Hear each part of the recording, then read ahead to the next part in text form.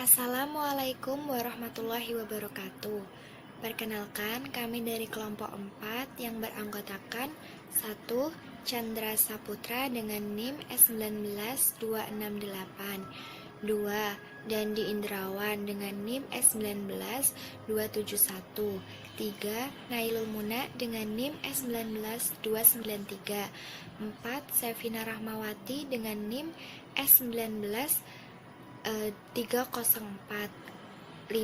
Tiara Bella Coraline dengan NIM S19308, 6. Vera Nuraida Safitri dengan NIM S19309. Di sini kami akan mempresentasikan hasil diskusi dari kelompok kami yang berjudul Carut Marut Pemilu 2019 Perspektif Demokrasi Pancasila. Baik, demokrasi itu adalah bentuk pemerintahan di mana semua warganya itu berhak dalam pengambilan keputusan yang dapat mengubah kehidupan mereka atau kehidupan masyarakat. Jadi secara singkatnya itu banyak orang tahu bahwa demokrasi itu adalah pemerintahan dari rakyat, oleh rakyat, dan untuk rakyat. Demokrasi itu merupakan bentuk pemerintahan politik yang kekuasaan pemerintahannya itu berasal dari rakyat,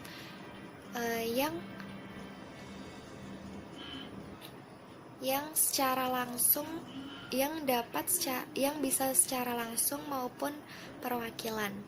Untuk ciri-ciri pemerintahan demokrasi itu ada 1. Adanya keterlibatan warga negara dalam pengambilan keputusan. 2. Adanya kebebasan dan kemerdekaan bagi seluruh warga negara. 3. Adanya kesamaan hak bagi seluruh warga negara. 4. Adanya pemilihan umum. Berbicara mengenai demokrasi tidak jauh dari kekuasaan. Kita sebagai warga negara juga bisa ikut andil dalam demokrasi negara. Contoh sederhananya itu seperti saat pemilihan calon presiden. Kita bisa mengeluarkan suara dan atau hak suara kita dalam mengisi angket atau yang sering disebut pencoblosan. Lalu demokrasi Pancasila itu adalah suatu paham demokrasi yang berlandaskan pada nilai-nilai yang terkandung pada ideologi Pancasila. Jadi secara ringkasnya bahwa demokrasi dilaksanakan secara kekeluargaan dan musyawarah untuk mufakat untuk kesejahteraan rakyat. Sistem organisasi negara dilaksanakan sesuai dengan persetujuan rakyat. Kebiasaan individu dijamin umum dan atau tidak dijamin umum, tidak bersifat mutlak dan harus disesuaikan dengan tanggung jawab sosial. Dalam rangka pelaksanaan demokrasi Pancasila, kita mementingkan musyawarah. Musyawarah itu tidak didasarkan atas kekuasaan mayoritas atau minoritas, tapi yang dihasilkan musyawarah itu sendiri dan harus dijiwai oleh semangat kekeluargaan untuk mewujudkan cita-cita hidup bangsa Indonesia. Keunggulan demokrasi Pancasila 1.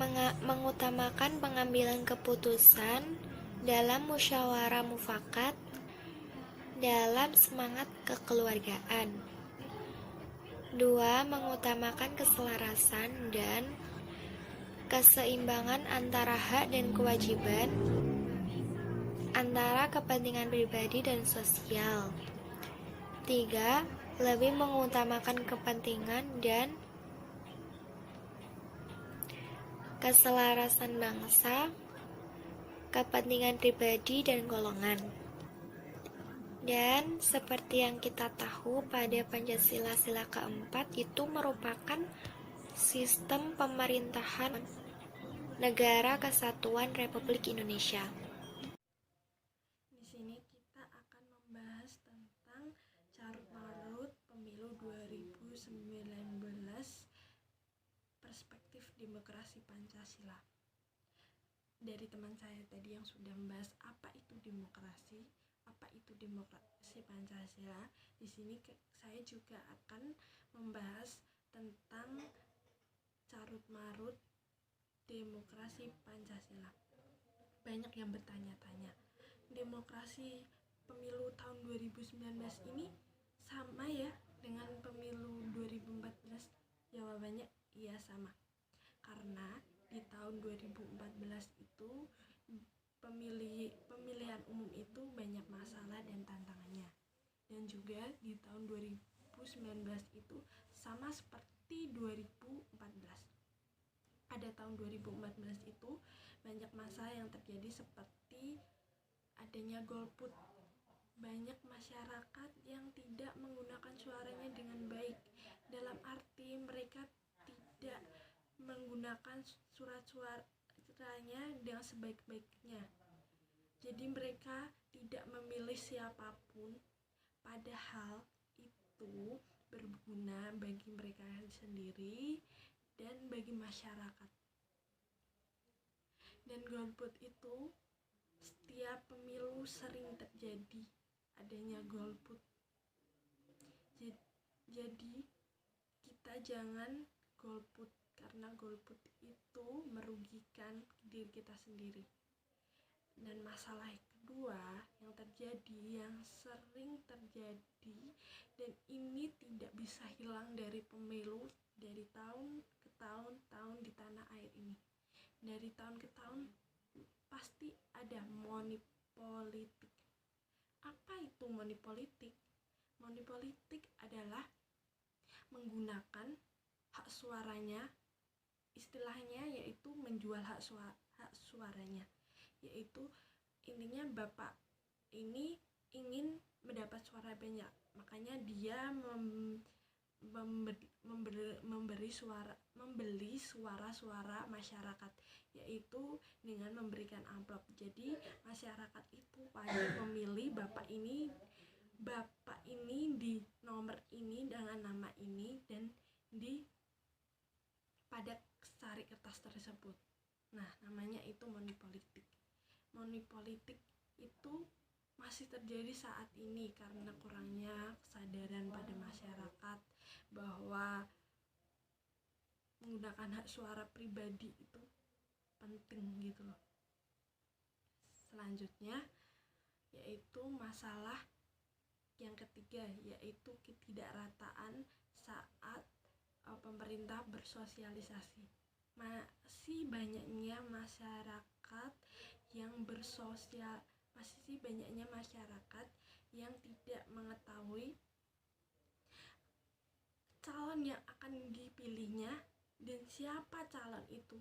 Jadi masyarakat masih bingung dengan orang-orang yang akan dipilih karena itu tidak ada sosialisasi dari pemerintah atau tidak meratanya sosialisasi dari pemerintah, dan itu kesalahan dari pemerintah. Tapi di samping itu banyaknya kaum yang tidak mempunyai handphone pada tahun tersebut sehingga menyebabkan tidak bisa melihat berita yang di-share melalui handphone. Makanya seharusnya pemerintah itu lebih bijak saat bersosialisasi tentang pemilu yang akan diadakan. Dalam pemilihan itu banyak masalah yang terjadi dan tantangan, dan juga di tahun 2019 banyak masalah dan tantangan yang terjadi. Banyak yang bilang di tahun 2019 itu disebut pesta demokrasi. Ya, betul.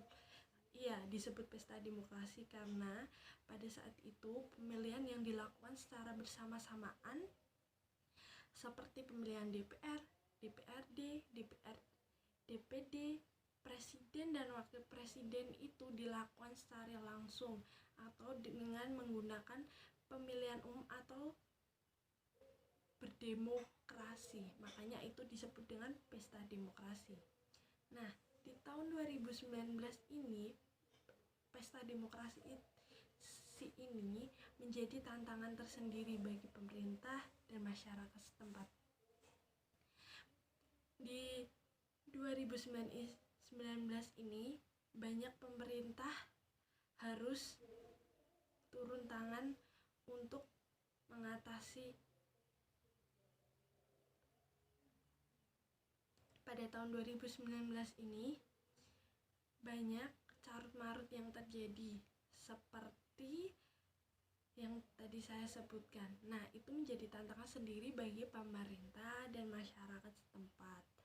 Nah, pemerintah juga harus menangani itu dengan baik dan masyarakat sendiri pun juga berperan sendiri. Contohnya yaitu menolak tidak golput, tidak menggunakan money politik, dan tidak menggunakan dan melakukan dan mengikuti sosialisasi dari pemerintah dengan baik.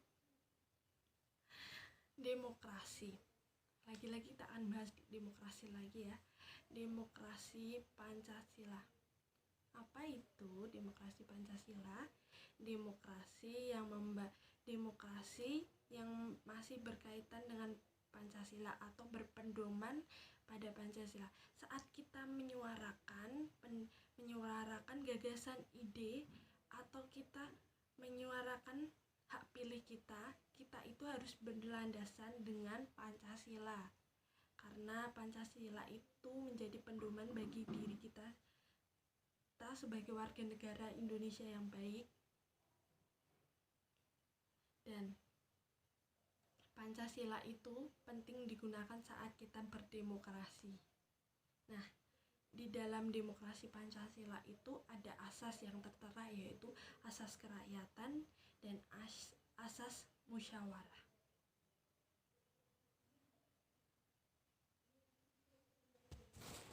Selanjutnya, asas musyawarah. Asas musyawarah ini berarti memperhatikan aspirasi rakyat dan keinginan rakyat. Di sini asas musyawarah itu bertujuan untuk menyelesaikan masalah-masalah, persoalan-persoalan yang terjadi di lingkungan masyarakat. Dalam hasil musyawarah tersebut biasa disebut dengan mufakat. Untuk menghasilkan mufakat yang baik dan memuaskan, di sini perlu adanya peran masyarakat yang ikut dalam bermusyawarah. Dalam bermusyawarah ini mengajarkan masyarakat agar berpendapat, menghargai pendapat orang lain, dan lain-lain. Jika mufakat ini sudah tercapai, maka permasalahan-permasalahan yang ada di lingkungan masyarakat akan terselesaikan dengan baik juga. Carut marut pemilu 2019. Carut marut pemilu 2019 ini kerap sekali terjadi di Indonesia, seperti contohnya kecurangan, kerusakan kotak suara, surat suara yang tidak sah, dan lain-lain. Seperti yang terjadi di daerah saya, yang kerap sekali terjadi yaitu surat suara yang tidak sah. Kemungkinan di sini banyak lansia-lansia yang mengikuti pemilu itu tidak mengetahui bagaimana cara-cara mencoblos dengan benar. Dan di sini perlu ditajamkan kembali untuk para panitia, mungkin kurangnya bersosialisasi kepada masyarakat untuk mencoblos surat suara dengan benar. Maka dari itu di sini banyak sekali di tahun 2019 surat suara yang tidak sah karena tempat pencoblosan itu kurang pas. Hal carut marut pemilu lain yang kerap terjadi yaitu rusaknya kotak suara atau kurangnya kotak suara. Mungkin di dalam kurangnya kotak suara atau kurangnya peralatan-peralatan pemilu yang lainnya itu adanya kesalahan dalam pendataan. Yang kemungkinan terjadi itu adanya kesalahan pendataan dan berakibat di sini banyak di daerah-daerah tertentu yang kekurangan alat-alat tersebut. Berakibat pemilu di sini juga tidak berjalan dengan lancar. Yang paling kerap terjadi dan sangat disayangkan jika ini terjadi yaitu adanya serangan fajar. Saya sangat menyayangkan hal ini terjadi karena apa? Ini akan berakibat fatal bagi negara-negara kita. Serangan fajar itu biasa dilakukan oleh oknum-oknum yang hanya ingin meraih kesuksesan dengan cara tidak layak lah. Seperti serangan fajar itu bisa diartikan menyogok masyarakat agar memilih oknum tersebut, seperti memberikan uang, mengiming-imingkan uang, memberikan sembako, menjanjikan uang, dan lain sebagainya. Hal ini akan berakibat fatal karena jika oknum tersebut terpilih menjadi pemimpin, itu akan biasanya akibatnya akan fatal karena mungkin nantinya pemimpin itu akan korupsi atau tidak bertanggung jawab, tidak bijaksana, dan lain-lain karena oknum tersebut hanya mementingkan kekuasaan saja, tidak mementingkan rakyat atau pemerintahannya. Assalamualaikum warahmatullahi wabarakatuh. Perkenalkan, nama saya Chandra Saputra dari kelas S19F, NIM S19268. Saya dari kelompok 4 ingin melanjutkan presentasi yang berjudul Carut Maut Politik 2019. Jadi carut maut politik 2019 itu ada beberapa faktor, yaitu yang saya bahas hanya 3. Yang pertama, mekanisme kurang baik. Kenapa mekanismenya kurang baik?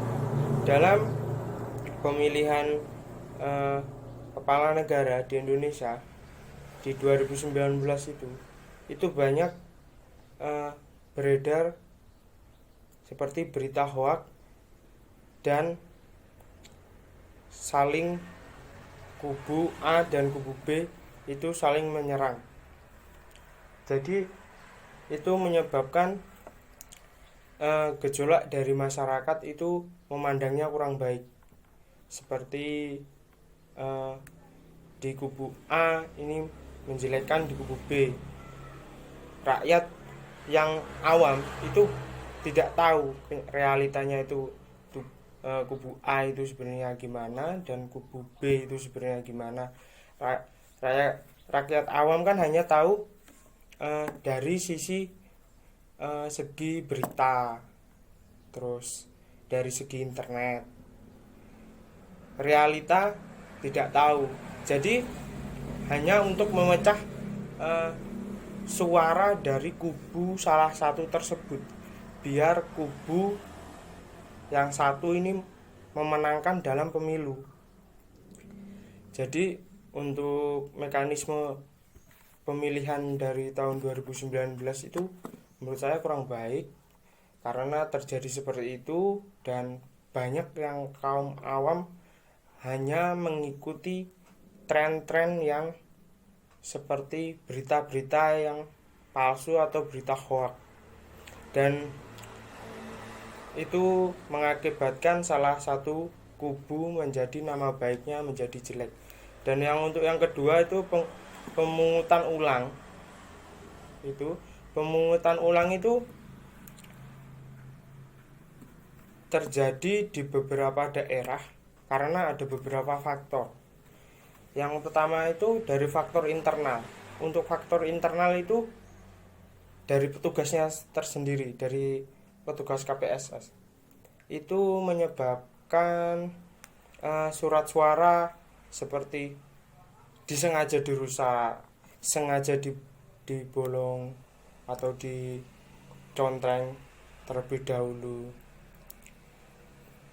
Terus untuk faktor yang kedua itu eksternal. Kalau eksternal itu dari logistik waktu pengirimannya itu, atau suratnya itu juga waktu pengirimannya salah. Itu juga bisa terjadi, itu bisa disengaja karena untuk hanya memenangkan di salah satu kubu tersebut, seperti surat suara itu diulur waktu dalam pengiriman. Itu kan bisa menyebabkan nanti di kota A sudah selesai dan di kota B belum selesai dalam pemungutan suaranya tersebut. Terus untuk eksternal itu ada juga masyarakatnya sendiri atau dari kubunya sendiri itu membuat ricuh di suatu KPU atau KPS untuk agar surat suara itu tidak dihitung, karena di suatu daerah itu hanya kubu A yang menang dan kubu B itu kalah. Itu surat suara itu tidak dikirim. Itu ada faktor seperti itu. Dan yang terakhir itu dari KPU-nya sendiri salah input. Itu yang terakhir adalah salah input. Dari KPU sebenarnya memberikan beberapa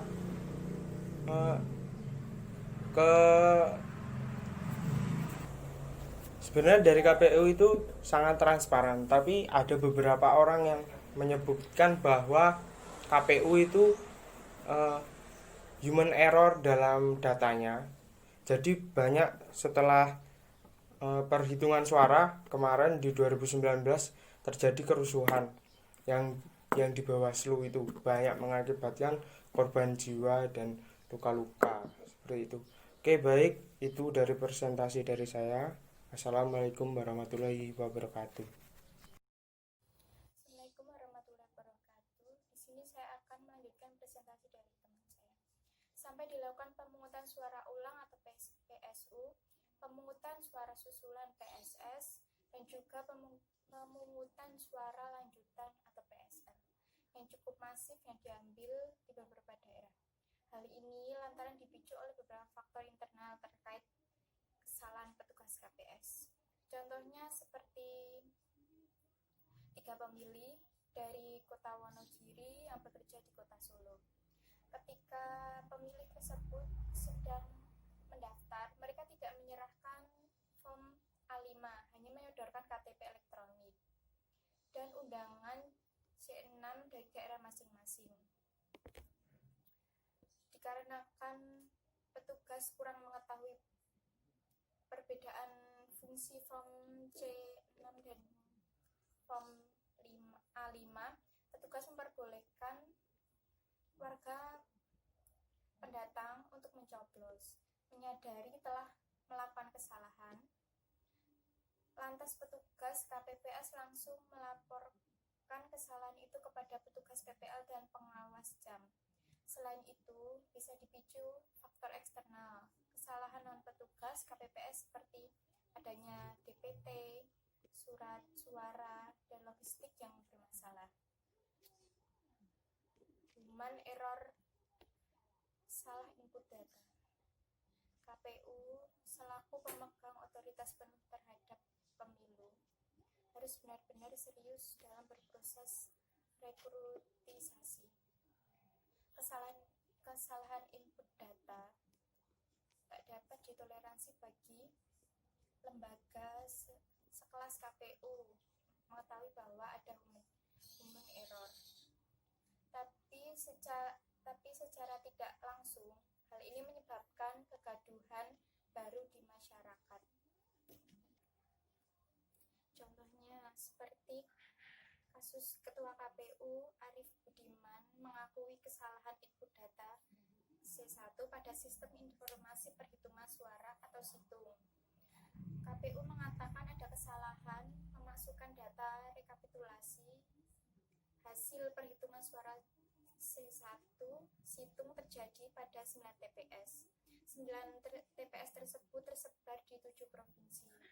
Ketika KPU mengaku bahwa anak buahnya yang bekerja di TPS hingga KPPS kelelahan. Ketua KPU mengatakan pihaknya telah mengunggah scan C1 maupun hasil hitung secara hati-hati, dan tudingan yang menyebutkan KPU melakukan kecurangan sangat tidak masuk akal. Karena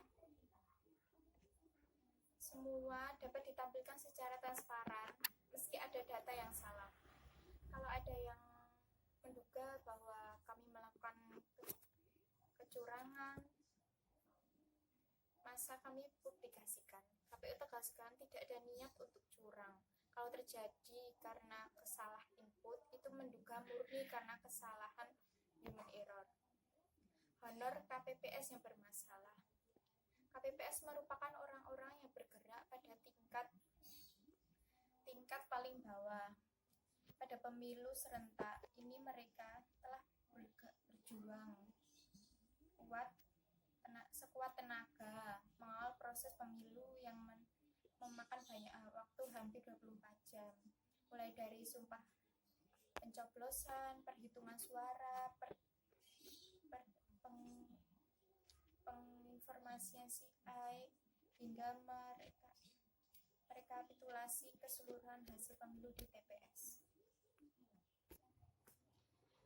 Contohnya seperti kasus puluhan petugas KPPS menggelar demo di depan kantor KPU Sleman, dikarenakan para petugas KPPS meminta KPU agar segera membayar honor yang belum dibayarkan. Mereka mengeluh kinerja yang telah dilakukan tak kunjung mendapatkan honor sesuai yang disepakati. Padahal pemilu 2019 telah selesai, honor KPPS belum dibayar ini memiliki rincian. Ketua KPPS mendapatkan honor sebesar 500.000, anggota KPPS sebesar 500.000, dan Linmas sebesar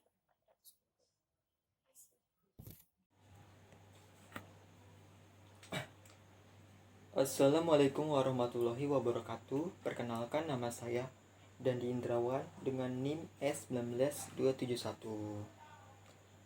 Di sini saya akan melanjutkan presentasi dari teman saya sebelumnya, masih dengan tema carut-marut pemilu pada 2019. Pemilihan para pemimpin dalam sistem demokrasi nyatanya tidak dapat mewujudkan hal yang mendasar pada negeri ini. Karena perubahan tersebut hanya dapat dirasakan oleh segelintir orang dan juga rezim-rezim tertentu. Karena sistem politik dan sistem-sistem yang lain yang sekarang ini syarat akan kemiripan dengan sistem kapitalisme atau sekularisme atau sistem itu yang mendasari adalah sekularisme. Sekularilisme sendiri adalah sistem yang memisahkan antara kehidupan dan juga agama. Sangat berbeda sekali jika dibandingkan dengan ketuhanan yang Maha Esa, yaitu sila pertama dari Pancasila. Akibatnya, ketika tidak menggunakan aturan agama dan menjauhkannya pada kehidupan sehari-hari, tidak heran atau sudah sewajarnya jika akan terjadi kecurangan dan kecarut marutan pada pemilihan umum.